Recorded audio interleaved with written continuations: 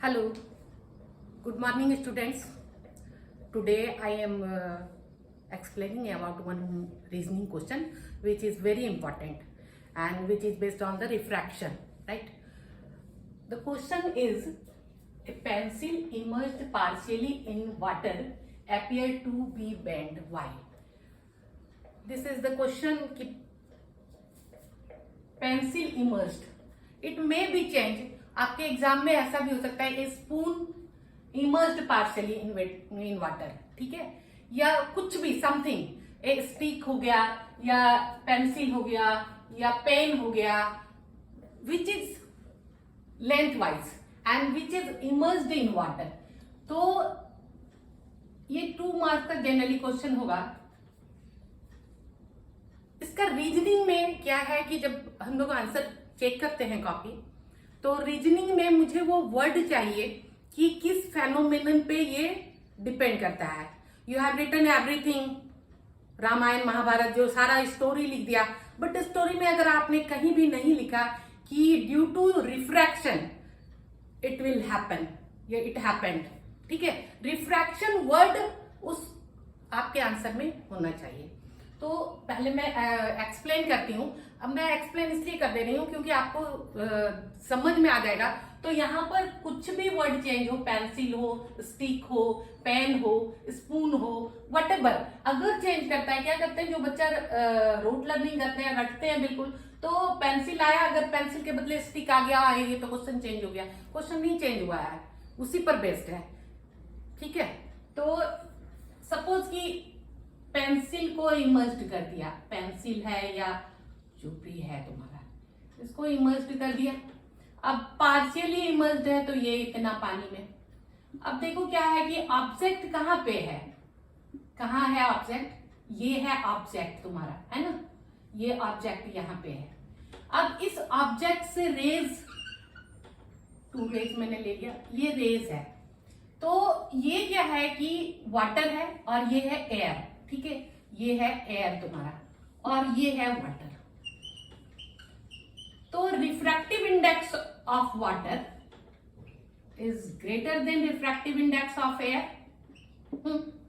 तो denser to rare medium में अगर जा रहा है, तो अगर यहां पे कोई परपेंडिकुलर होगा तो ये क्या होगा,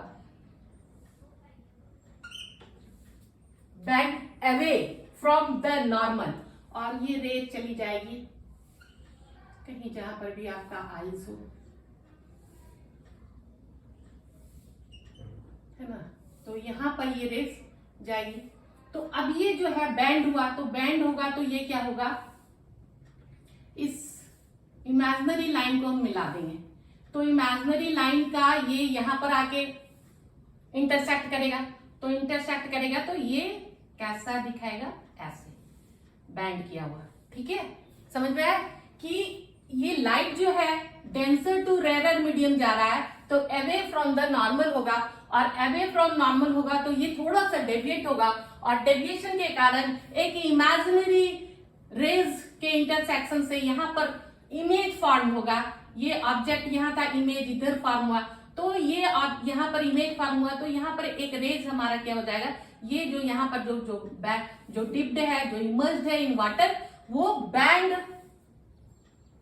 दिखेगा.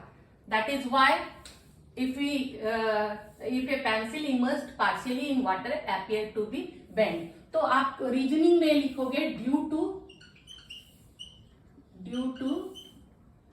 रिफ्रैक्शन ऑफ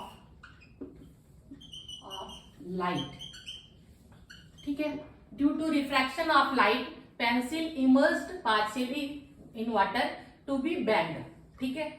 अब दूसरा ये इमेज का ये डायग्राम, रे डायग्राम आप बना सकते हो, और एक्सप्लेनेशन में ये लिखो कि when a rays passing from denser to rare medium, the imaginary lines, intersection of imaginary lines, the image form at above the surface, and that is why it look bend. There is the another question कि इसी में मैं समझा दे रही हूं कि swimming pool इसी पर बेस्ड है कि स्विमिंग पूल का बेस ये है, ठीक है. अब ये वाटर इसमें डला हुआ है, तो ये क्या होता है कि ये थोड़ा सा ऊपर दिखता है यहाँ पर अबव, तो उसमें भी यही है कि स्विमिंग पूल का base suppose it is an object, तो ऑब्जेक्ट से जब ये लाइट जाएगी, गए तो ये बैंड होगा और बैंड होके ये ऐसे, तो बैंड होगा तो ये इंटरसेक्शन होगा और ये यहां पर इसका आई बनेगा, किसका, ये ओ है, ये ओ का इमेज बनेगा यहां।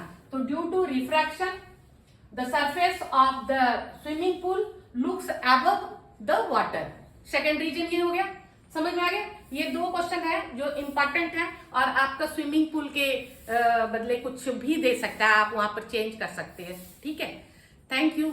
और मैं रेगुलर आपको बोर्ड के इंपॉर्टेंट क्वेश्चन देती रहूंगी, आप कंटिन्यूअस मेरे वीडियो को देखते रहो और लाइक करो और सब्सक्राइब करो, ठीक है। Thank you.